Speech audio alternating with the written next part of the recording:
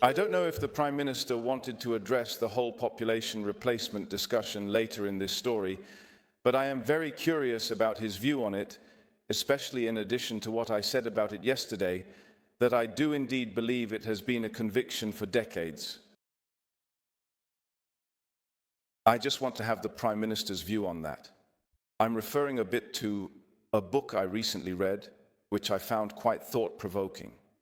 It's called The False Coiner's Illusions.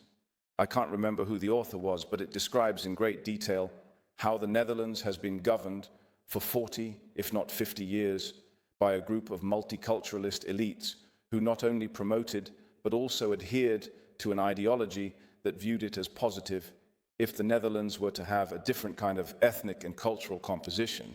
So, that it actually started from the 60s until, when was this book written?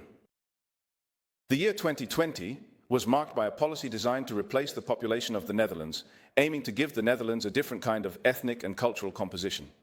This policy was enforced to significantly alter the demographic landscape. I wanted to hear the Prime Minister's view. Did it happen to us by coincidence or without intention? Or, as Martin Bosma writes, was it intentional? If Martin Bosma is right, it was intentional.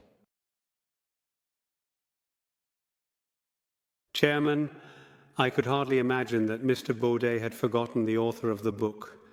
Regarding the conspiracy theory, I can once again be very brief. I fully endorse what the rest of the AIVD and NCTV have said and written about this over the past period, and I do not believe in any form of, let's say, elite that controls our country in any way.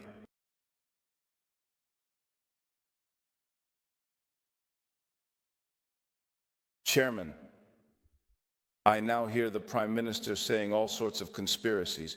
What exactly does he mean by these conspiracies? Who exactly is talking about these conspiracies? Which specific conspiracy is being discussed here? I honestly don't know what he means.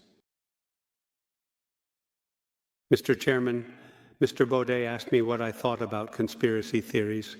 That was the first part of your question. Then he went to the book. I asked indeed, actually, our Prime Minister of our country what he thinks of this idea. Indeed, actually, that mass immigration and demographic transformation it has caused are empirical facts, observable facts. There has been significant mass immigration. As a result, a very significant part of the Dutch population is non-native and not indigenous, so that is a fact. I asked him if he could provide a detailed response to the complex issue regarding whether or not that was indeed the true intention behind the actions taken. If you look at the past 50, 60 years, you can explicitly see that across the board, journalists, columnists, people at universities, politicians, members of the judiciary, bureaucrats, civil servants, and so on, including big business, have all promoted the idea that nationalism was bad. Dangerous, that we should have less homogeneous populations.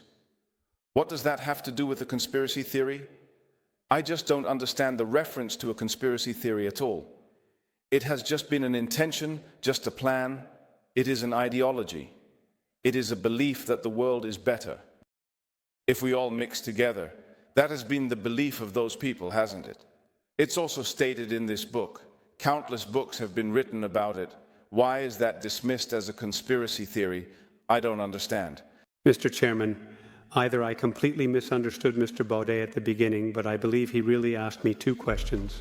His first question was what I thought about conspiracy theories, and I responded regarding the population replacement discussion. In response, I said that I fully align myself with what the NCTV and the AIVD have written about it. That was part one. In part two, you indeed talked about everything related to what you just wrote. I then replied to him that I do not believe in the elite that controls everything in our current society and world today. Well, it's interesting. Population replacement as a conspiracy theory. What does it entail then, other than what I am saying about it, because I really wouldn't know. So, what is the conspiracy theory of population replacement? Can you tell me that? And second, if there is no group of elite or influential people steering society, who then is guiding the overall direction? Chairman, Mr. Chairman, the last question. I think society steers itself to a greater or lesser extent.